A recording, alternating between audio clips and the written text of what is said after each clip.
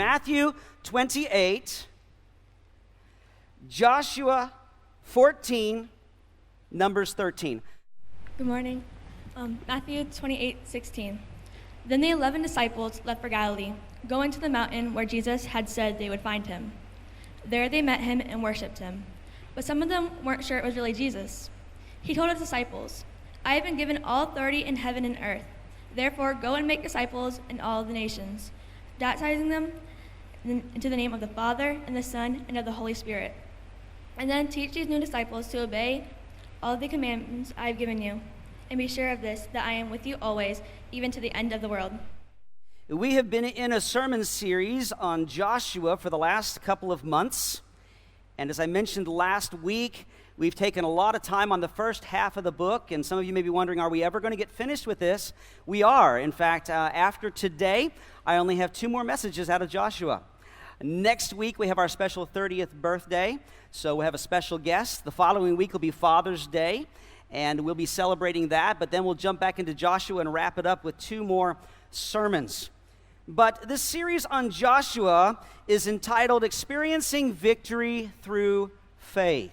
And we've been talking about how we, as believers in Jesus Christ and having a relationship with God through Him, how can we go through life and have victory? You know, overcome the difficulties that come our way, overcome the external difficulties, the things that come against us from the outside. How can we overcome those things on the inside of us that we know they're not the way they should be, they're not the way God wants them to be, they're not the way we want them to be, but we still struggle? And how do we overcome sin and the enemy that comes in? You know, how can we do that? And we do it through faith, and we see that so illustrated so clearly through the book of Joshua, and there's a lot of things that we've learned along the way. Today, we're going to take a little bit different perspective, although it's going to focus on the same thing. And I'm going to start off with this question: what are we here for? Now, I'm talking about us as a church. Why are we in this community? Why do we exist? Why do we all gather together? What are we hoping or planning or needing or supposed to accomplish? Of course, that raises the question for you as an individual. What are you here for? Okay? Why are you here? Are you here because someone asked you to be here? Are you here because somebody makes you be here? We won't ask you to testify to that.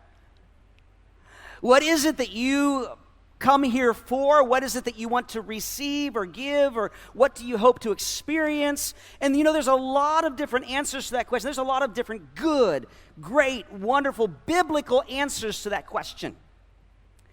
But I want to tell you, and many of you, maybe even most of you have heard this before because it's an important part of who we are as a church, that officially, what this church has decided, even before we came 14 and a half years ago, what was decided by this church is its reasons for existence is this. The mission statement for Marion Oaks Assembly of God is Marion Oaks Assembly of God exists to help people change into fully devoted followers of Jesus Christ. All the other things that we do or attempt or try, all the different ministries we have and the activities and events they may be a part of, should in some way kind of come down to this, focus on this, demonstrate this, help this to come to be. And things like worship and fellowship and evangelism and discipleship and maturity, all those things fit under this heading, and that's one of the reasons I really like this mission statement. When we came here and I found out this was the mission statement, I thought, I like that. I'm sure you recognize where the key thought came from. It came from Jesus himself. From the passage that Emily read just a few moments ago in Matthew 28, when Jesus spoke to his disciples shortly before he ascended into heaven, and he said that when he was sending them out to go and make disciples. Go and make disciples. He didn't say go out and make converts. He said make disciples. What is a disciple? A disciple is a fully devoted follower of Jesus Christ. When we read in the Gospels about the disciples, a disciple in general was someone who chose a teacher. And they said, I want to be just like you. I want to know what you know. But it wasn't just like getting a mental, education, an intellectual education. It was, I not only want to have the knowledge you have, but I want to become like you. In other words, it wasn't just that somebody was smart and you want to be smart like them. You saw someone and you said, you're smart, you know some good stuff, but you have the character that I want to develop in my life. You're doing the type things that I want to do in my life. And in the spiritual realm, you're following God. You have the presence and power of God in your life like I want to have it in mine. And so that's what the disciples of Jesus were all about. They left everything to follow him, and they lived with him, went with him, the 12 full time. For almost 3 years. Others would come and go because there was more than the 12. But the idea is they're going to follow Jesus so they could learn from him. Again, not just the facts and the information about God and his kingdom, but who Jesus was, because they wanted to become like him. And so that's what we're all about. We exist as a church to help people who have that goal. Now, it's up to the individuals. It's up to each and every one of you as to how well you pursue that. But we're here to help you pursue that. That's our goal. We want to do it for our children. We want to do it for our young people. We want to do it for our men, for our women, and all these different ministries that are dedicated to specific areas. Still focus on that one purpose. The title of my message today is Fully Devoted Follower. Now, you might say, what does that have to do with Joshua? You started out talking about Joshua. You said you're going to preach from Joshua. You said we got 2 more messages left in Joshua. What does being a fully devoted follower of Jesus have to do with Joshua? Today we're going to look at the story of a very special man who, if he'd have lived in Jesus' day, would have been a fully devoted follower of Jesus Christ, because he had all of the aspects of a fully devoted follower of Jesus. He just didn't know Jesus because Jesus hadn't come yet. And so that's why I called it that. Let me catch you up from where we are in Joshua. Most of you have been with us as we've gone along. You know, Joshua has led the Israelites into the promised land. They crossed the Jordan in a miraculous way because God split the waters. They dedicated themselves afresh and anew to the Lord. They conquered Jericho. God gave them some strange plans, but they said, we're going to do it God's way, and God brought them victory. They went to conquer the next town, but they didn't talk to God first, and there was a problem, and because of that, they lost. But they got the problem settled. And so God brought them victory over the second town. Then there was a town that says, we're afraid of what's going to happen. Let's go deceive them and make a treaty with them. And again, it was the only other time that Joshua didn't ask God what to do. And he made a treaty with this other town. And they said that we're from a far-off country. Well, anyway, long story short, you've already heard the story if you're here. If not, you can listen to it online. They made that treaty, but they kept their word. And other cities, other kings, because in that day and age, each city was kind of its own country, its own governmental organization with a king, and the other kings got worried because this nation had come in, was beginning to have victory after victory, and now one of their own had basically turned traitor and joined up with them, and they said, we got to stop this. And so they gathered 5 kings together to fight against the city. Joshua came with the Israelites. God gave them victory, and that's what we studied last week. Okay? Now, as you read through Joshua, you find in chapters 10 through 12 the story of God giving his people victory after victory after victory after victory after victory. God gave them a military strategy that was very smart. They went across the center of the land and conquered that, so it divided them in half. Then they conquered the southern part. Then they conquered the northern part, having victory. I think there's a list of like 31 different cities with their kings that God gave them victory over. Then when you get into chapters 13 to 19, it talks about how they began to divide the land up because there's 12 tribes. And each tribe is to have a portion of the land. And you can read all that on your own. We're not going to preach and teach on that on Sundays. That's why we're going to be able to finish in 2 more weeks after today. But they're dividing the land up. Now, they've conquered all the major cities, but there's still other places to be conquered. And so God tells them, listen, once you get your land, the tribe of Judah or the tribe of Ephraim, whatever tribe, you go to your land and you need to take care of the rest of it. You need to finish it up. And unfortunately, we're going to find out later that they didn't totally finish it up and it led to problems. But sometimes the different tribes would join together, to conquer some of the other cities. And so we've got the division of the land from chapters 13 to 19, and then from chapter 20 and 21, we find out that there are certain cities that God designated for very special purposes. Some were going to be cities of refuge. When someone accidentally killed someone, they could flee there so someone wouldn't murder them, and it could be tried and justice be served. You can read about that. There were some cities that were designated especially for the Levites. The Levites were those that God had chosen to be the teachers of spiritual things in Israel, and they were to be scattered in various cities throughout the country so that people could come to them for wisdom and they could learn about God. Then we get into the last couple of chapters. That's what we're going to focus on in the weeks to come, and then we're going to wrap it all up. But what I want us to do today is to look in Joshua 14, in that section where they're dividing the land up. It's just kind of general. It says, well, this tribe had this land and this tribe, and there's boundaries. You wouldn't want me to read it out loud during service. I mean, it just says, and the boundary went from this city to that river, to the sea, to this and that and the other. But in the midst of all that explanation of where the tribe's land was, there is this story of one particular man who got one particular piece of property. And that's what I want us to look at. His name is Caleb. His name is Caleb. So if you haven't found Joshua 14 by now, you probably won't. So just listen up. Joshua 14, just going to read one verse at this moment, verse 6. It says, then the people of Judah came to Joshua at Gilgal. That's kind of where they have been centrally located and working out of.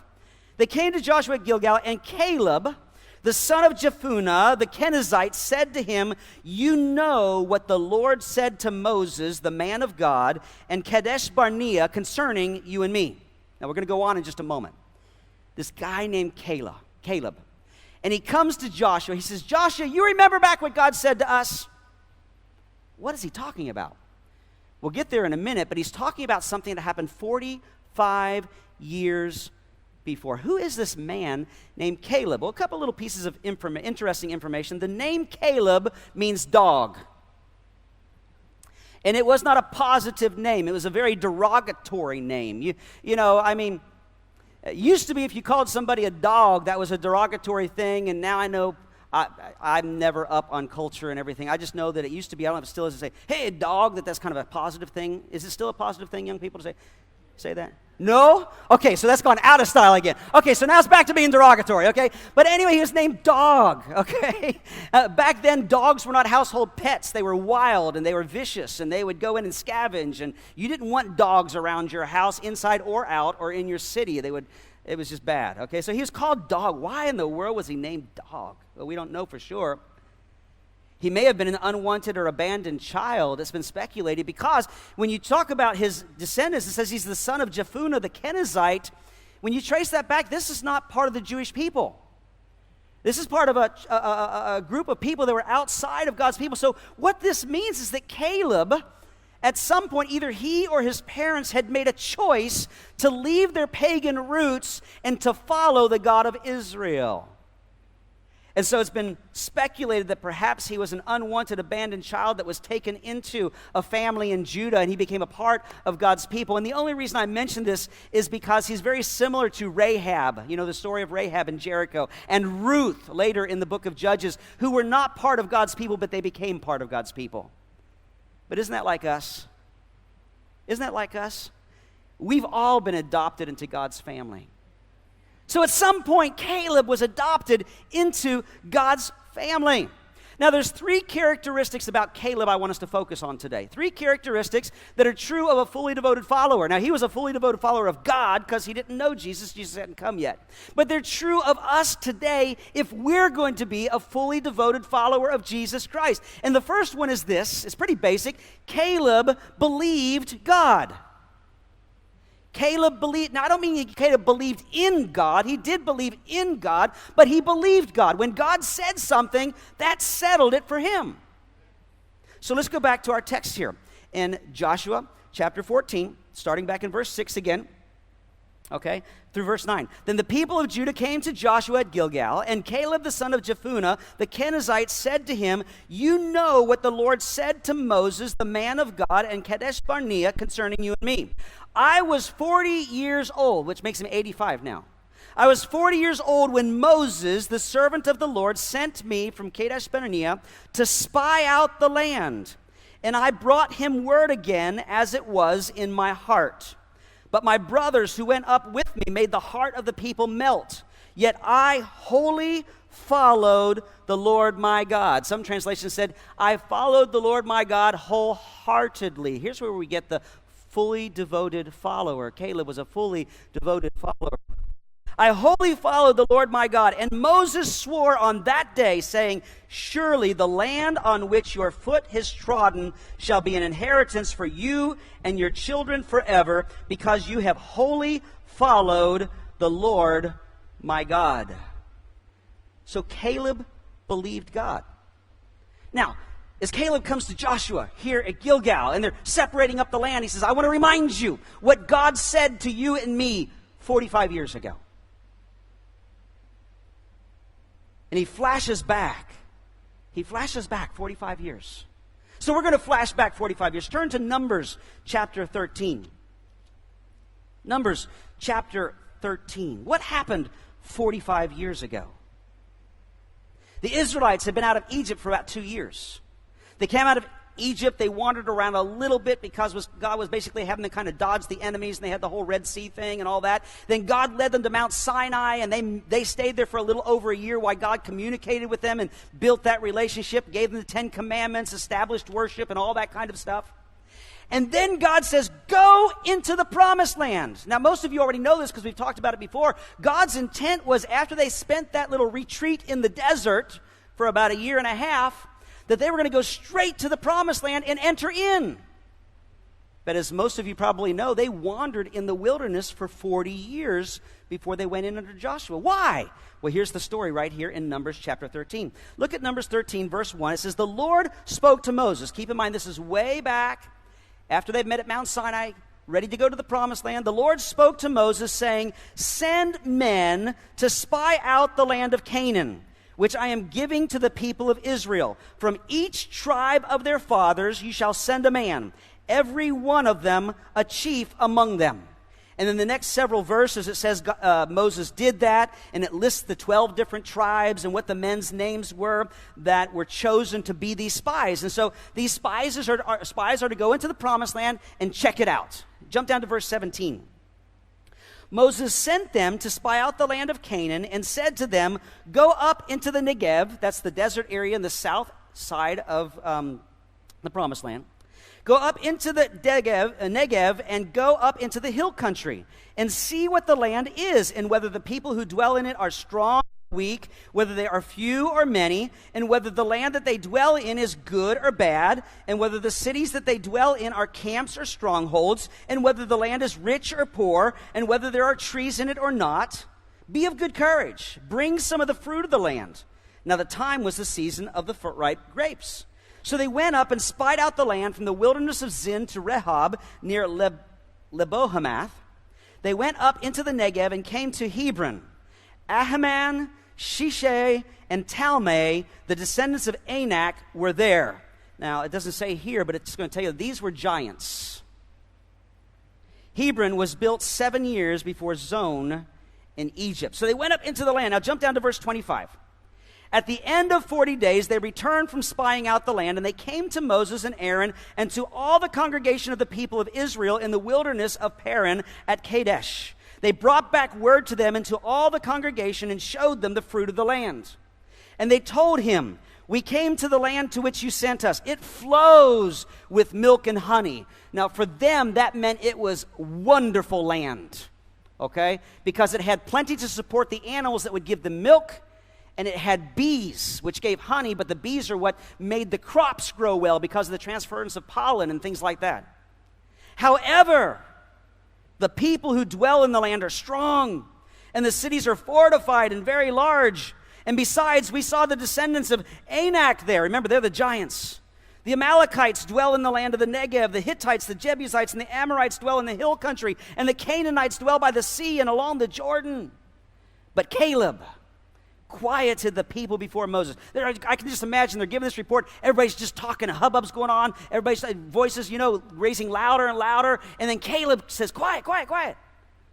Caleb quieted the people before Moses and said, let us go up at once and occupy it, for we are well able to overcome it. He's basically saying, look, God's given it to us. It's a great place. It's everything God said it is. Let's do this. Verse 31, then the men who had gone up with him said, we're not able to go up against the people, for they are stronger than we are. So they brought to the people of Israel a bad report of the land that they had spied out, saying, the land through which we have gone to spy it out is a land that devours its inhabitants. And all the people that we saw in it are of great height. And there we saw the Nephilim, the sons of Anak, who come from the Nephilim. And we seemed to ourselves like grasshoppers, and so we seemed to them. So Caleb comes to Joshua 45 years later and says, remember what God said to us? And he's pointing back to this incident.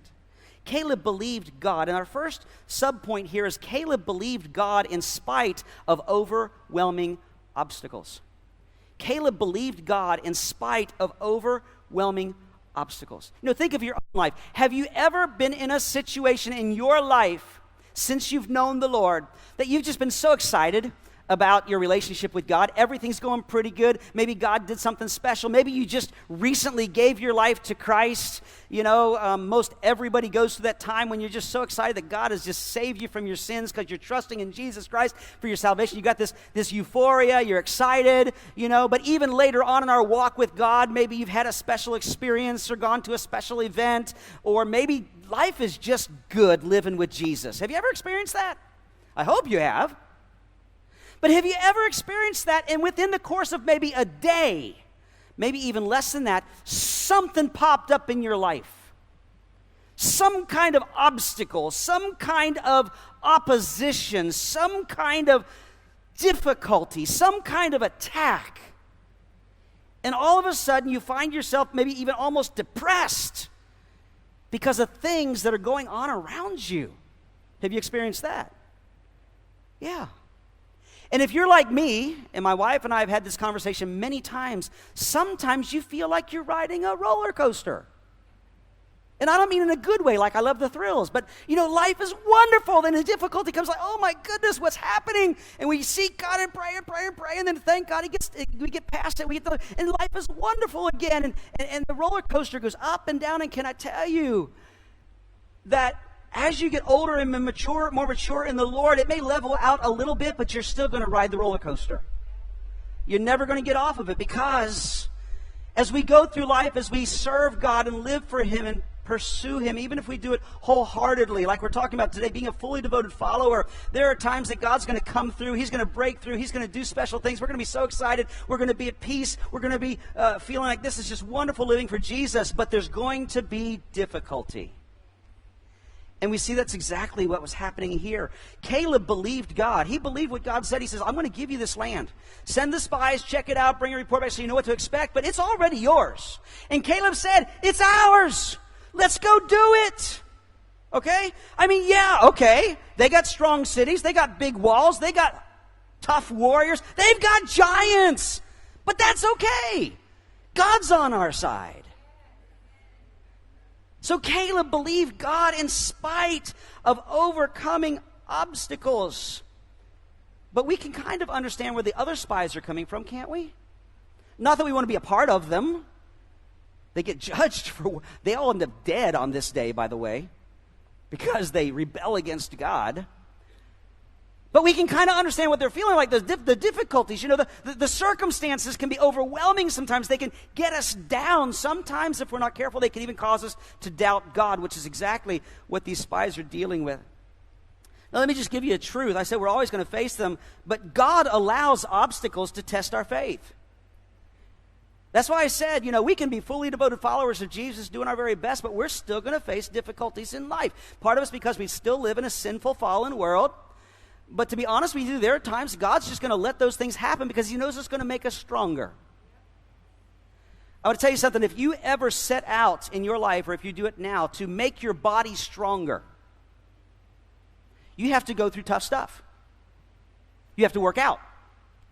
You have to lift weights. Whichever way, you have to run distance. Whatever way you choose to exercise yourself to make your body stronger, it is not going to be easy if you want it to be effective. There's going to be times you don't want to do it. There's going to be times you're saying, why in the world did I ever agree to this? I don't want to do it. I think I'm going to quit. And the stronger you want your body to be, the more you've got to apply yourself to that. And the same thing is true for our faith. The same thing is true for our walk with God. And we could do a whole sermon on this, but I got to move on or we'll never get done today. And any of us want to do that. But God allows obstacles to test our faith. Now look at these spies. The 10 spies saw the goodness, but they focused on the obstacles. Notice that. The 10 spies, they agreed, this is a good land. This is a land that's flowing with milk and honey. This is a phenomenal place. This is a wonderful place. They saw the goodness, but they focused on the obstacles. They said, it is a good place, but man, there's walled cities, there's strong warriors, there are giants there. But Caleb and Joshua, now Joshua's name's not even been mentioned yet, but Joshua's there. Joshua hasn't said a word. Caleb is the one that's speaking on God's side. But Joshua's with him, but we don't know it yet because his name's not been mentioned. But Caleb and Joshua saw the obstacles, but they focused on the goodness. Okay, so they didn't deny the obstacles that were there. They saw them, they admitted to them, but they were instead focusing on the goodness. They were focusing on the goodness of the land and on the goodness of God and the promises that he had made. They brought this positive report.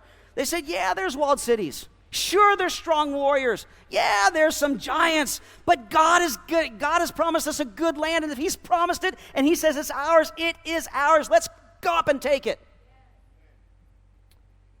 So think about it. What really was the disagreement between the 10 and the 2? The 10 spies and the 2 spies, Caleb and Joshua. They agreed on all the facts.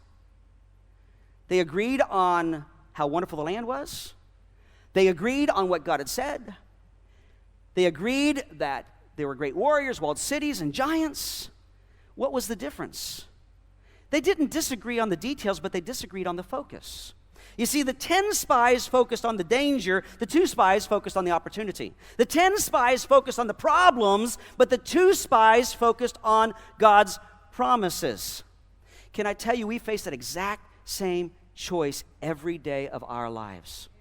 As we go through life, now when life's good, everything's wonderful, we've just come out of a great experience, we're at peace, there's no major obstacles, it's relatively easy. But when we face those difficulties, when we face those obstacles, when we face those attacks, when we face that doctor's report, when we face that checkbook a week before the end of the month and we got no money, when we face all that stuff and it's coming against us, we have to choose. What are we going to focus on? What are we going to focus on? Reminds me of David and Goliath. Goliath challenging the armies of Israel. They're all scared to death because they're so focused on Goliath. David shows up and says, what are you so afraid of? We got a great God. That's really what it comes down to. David was willing to face Goliath because he wasn't focused so much on Goliath as he was focusing on God. And we got to face the same thing. And I want to challenge you and encourage you there. Just statistically, there's a good group of people that are here today, maybe even a majority, that are facing some really tough stuff right now. I think the first thing God would tell you right now is, listen, put your trust in him. He's in control. Look to him and his promises. Trust in him. Believe in him in spite of overwhelming circumstances. You don't have to deny that there's problems. Denial's not good. You can recognize there's a problem. You can recognize there's a problem in your body. You can recognize your finances are a mess. You can recognize something needs to happen in your marriage. You can recognize that all this, but don't focus so much on that as you focus on God and your trust in him and your belief that he's going to get you through. And he's going to give you wisdom. He's going to help you do what you need to do. And he's going to provide for you. So Caleb believed God in spite of overwhelming obstacles. And the second thing is Caleb believed God in spite of dangerous opposition. In spite of dangerous opposition, I encourage you to read chapter 14 sometime later. Today, this week, we're not going to read it here. But the response of the people, the 10 spies give the negative report. Caleb says, yes, we can do it. And the people begin to grumble and they begin to complain. They choose to believe the 10 rather than the 2. They choose to focus on the negative rather than the positive. They choose to believe they can't conquer this land, even though God promised them they can, then that they can go through because God's on their side. And they get God ticked off. You can read about it later. They grumble, they complain. That's why God hates grumbling and complaining. If you know of a sincere problem, talk to somebody in leadership about it with the right attitude. Don't go grumbling and complaining. That's not God's way. They're grumbling, they're complaining, they're showing this lack of faith. They actually have rebellion. They're going, we should go back to Egypt. Let's get rid of Moses. Let's get rid of, and let's get a new leader and go back to Egypt. Let's go back to slavery. In fact, when you get to verse 10, because Caleb and Joshua say, no, we can do this. God said, they say, let's stone him. Let's stone him. Get rid of this positive voice in our lives. They don't say that, but that's what they're wanting to do. They're wanting to stone them. And I want you to notice, as you read it, Caleb is the main one defending this positive report. Now, Joshua agrees with him. And it raises the question, why did God make Joshua the leader instead of Caleb? You want to know what the answer is? So do I. The Bible doesn't say. God makes his sovereign choices. Now, over the years, Joshua grew a lot, and Joshua was a phenomenal leader. Caleb would have been a great leader, too, if God had chosen him. But instead, we have 45 years where Caleb, if he's mentioned at all, I didn't go back and check and see if he's mentioned anywhere in between, he's hardly ever mentioned. He's still there. But we see Caleb believed in God in spite of overwhelming obstacles and in spite of a dangerous opposition. Here's a very key point, and we struggle with this today. Caleb would not agree with the majority because to do so would be to disagree with God. I want to tell you something. There's many times in life you've got to make a choice. Am I going to agree with and stand with what most people say, or am I going to agree with and stand with what God says? I think this is one of the greatest things our church, not our church, the church in America and around the world is facing today. There are many who are backing off. As I mentioned last week, we don't need as believers to be arrogant and hateful towards sin and towards sinners. God loves sinners but hates the sin, and we got to have the same thing. We don't need to be involved in hate speech and all that kind of stuff, but we still need to take a stand lovingly on the truth. Caleb would not agree with the majority because to do so would be to disagree with God. Can I tell you, the majority opinion is not always right. Truth cannot be measured by numbers. We can get so concerned about what do the experts say, or what do my friends say, or what do most of the people say, instead of what does God say. Proverbs 29:25 says, fear of man will prove to be a snare, but whoever trusts in the Lord is kept safe.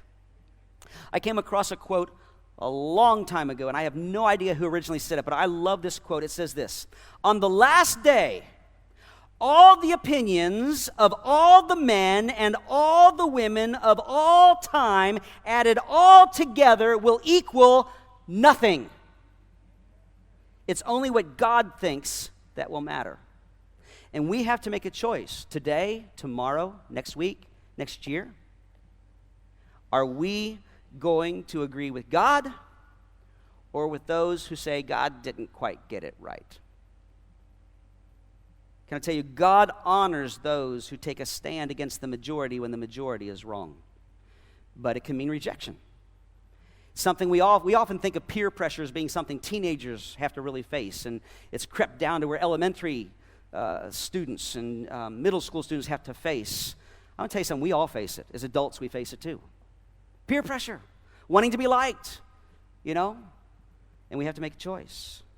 I like what Paul said in Romans 1:16, specifically about the gospel. He says, I'm not ashamed of the gospel, because it is the power of God that brings salvation to everyone who believes. And because of Paul's stand, it led to a lot of persecution, a lot of stoning. He was stoned to death one time. God raised him back up. A lot of imprisonment.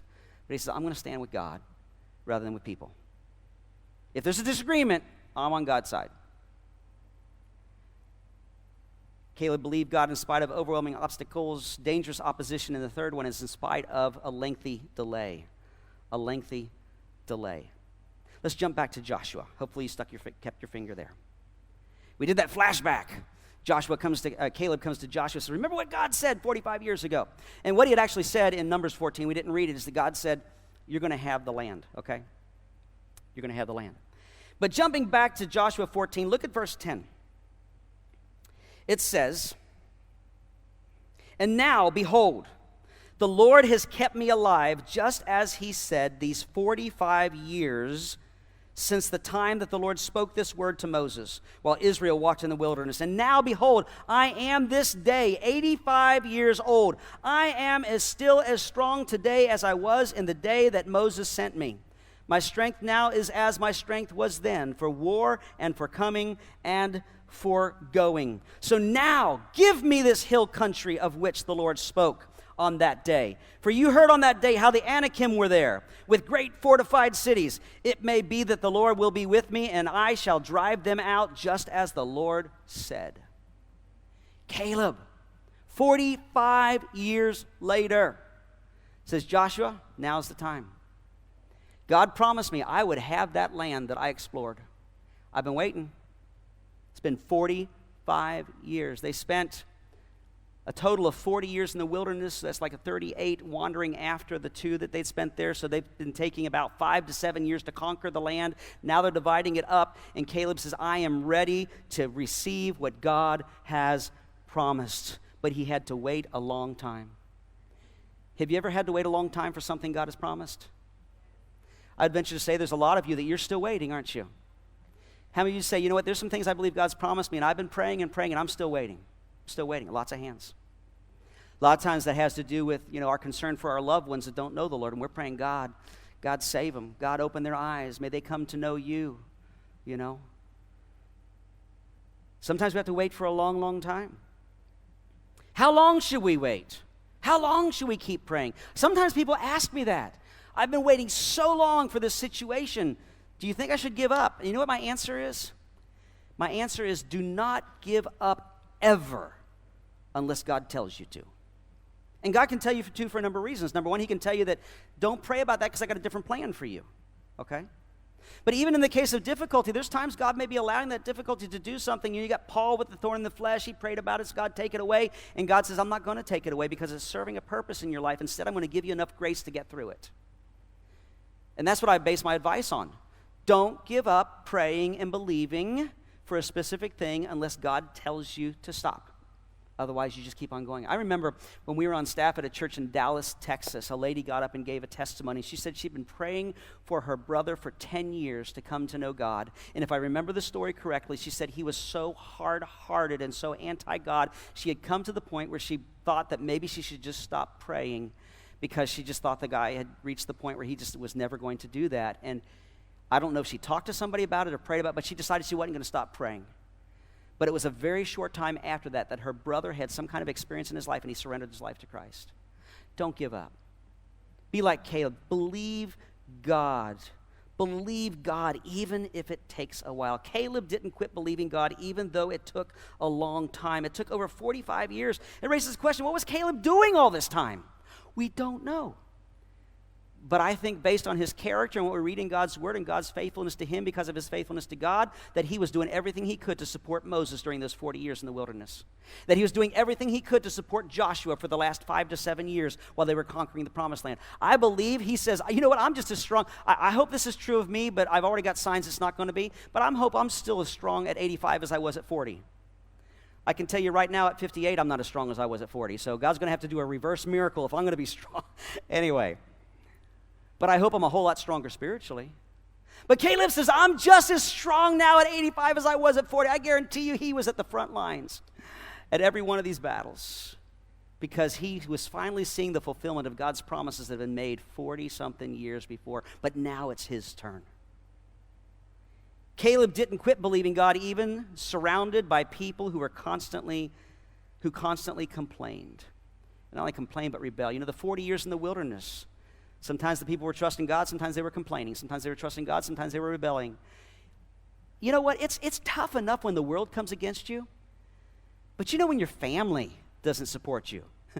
When other believers are saying, I'll give up. I'm so glad that's not the way our church is. I tell you what, our church is full of people that want to believe the best and want to believe that God's going to come through. We're full of it. We got a church full of positive people. I'm so thankful for that. We're always ready to encourage, always ready to support, always ready to say, God's going to take care of it. God's going to get you through. God's going to meet your need. And that's what we need to be for everybody else. But can you imagine how difficult it was for Caleb? 40-something years believing God, even though everybody else was grumbling and complaining and whining and all this kind of stuff. He'd probably just roll his eyes, go back to his tent, and take a nap. I don't know. You know, how many times do we see people that start out really well with a relationship with God, and things are going good for a while, and then all of a sudden you don't hear about them anymore? Could be that they've just given up. Could be that they've wandered to the side. They've not kept their focus in the right place. We need to persevere. That's a key theme in the New Testament. Persevere in your faith. Persevere in your faith. All right, real quickly, Caleb believed God. That was one characteristic. We got two more, but the other ones are really short, I promise you. Caleb believed God, but Caleb also followed God. Caleb followed God. You see, that's the natural result. If you're going to believe God, you're going to follow him. If you believe God, you're going to obey him.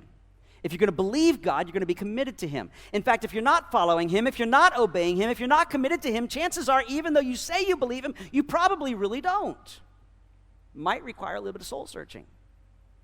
But Caleb followed God.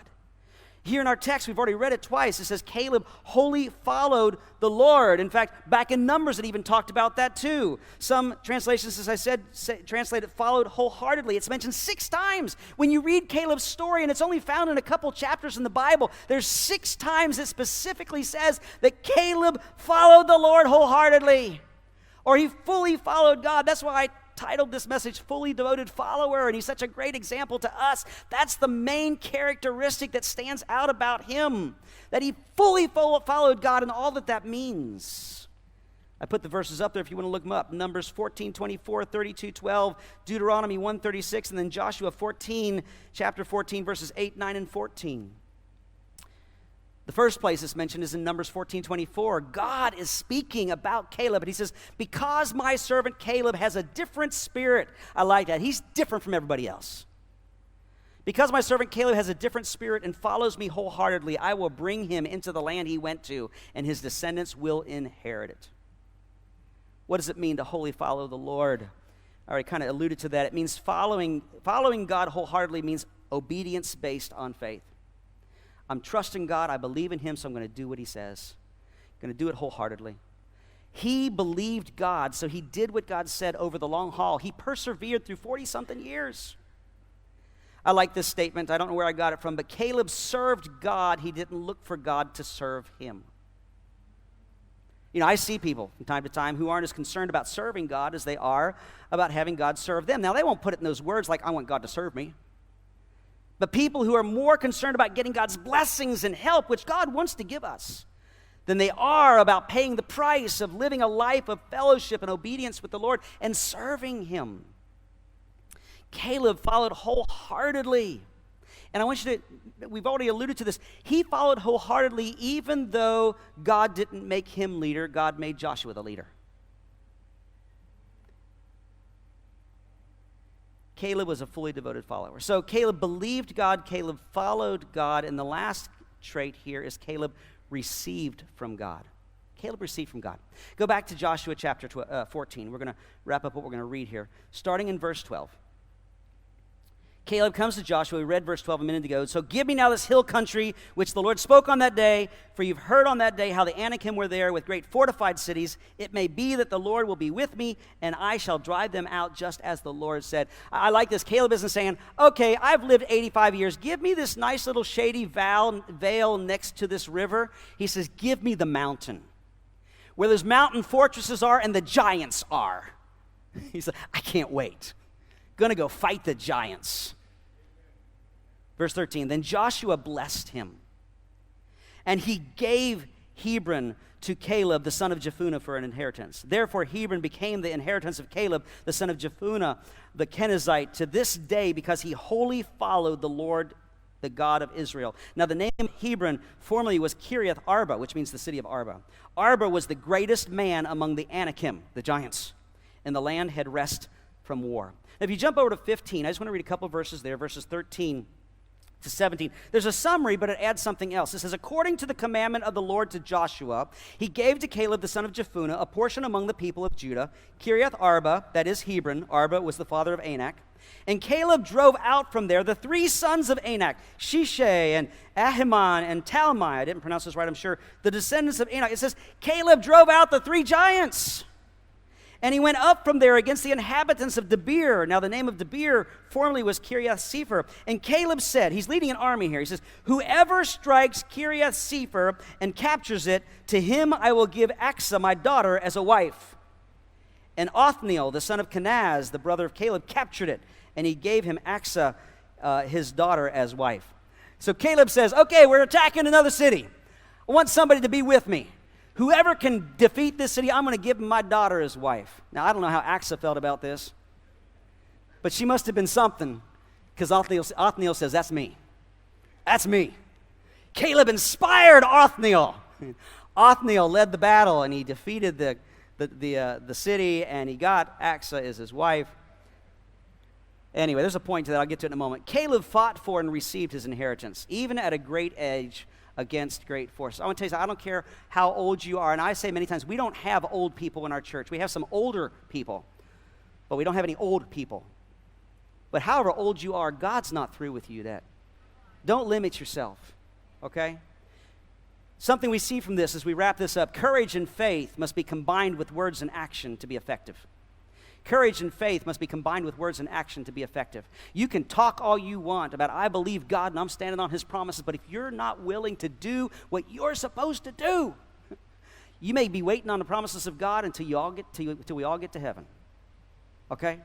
Courage and faith is wonderful. We need it. But we have got to do our part. Very seldom does God drop our dreams in our laps. He expects us to fight the giants. Fight the giants. Confidence in self must be balanced with confidence in God. In other words, we can be confident in our strengths and our abilities. God gave them to us. But we got to balance that with confidence in God. Caleb said in Joshua 14:12, the Lord helping me, I will drive them out just as he said. He says, I'll do it, but only because the Lord's helping me. And it's because the Lord's helping me, I can do it. And that needs to be our balanced viewpoint. I can do this thing with God's help. It's going to take God's help, but I can do this thing. Too often we go to one extreme or the other. Say, God, you do it. I don't want to touch it. You do it, God. I'm waiting on you to do it. God, do it all. Or we go off and do our own thing, and we don't call on God, and we try to do it all by ourselves. The last thing, Caleb's example inspired others. It inspired Othniel. You can read more in Numbers chapter 14. It inspired his daughter. His daughter came to him later boldly to say, Dad, we need some water to go with that land. And so he gave her some springs. But Caleb's example inspired others. I hope it's inspired us today. I know it's inspired me this last week as I've been studying this. And let me ask you, who is being inspired by your example? Who's being inspired by your example?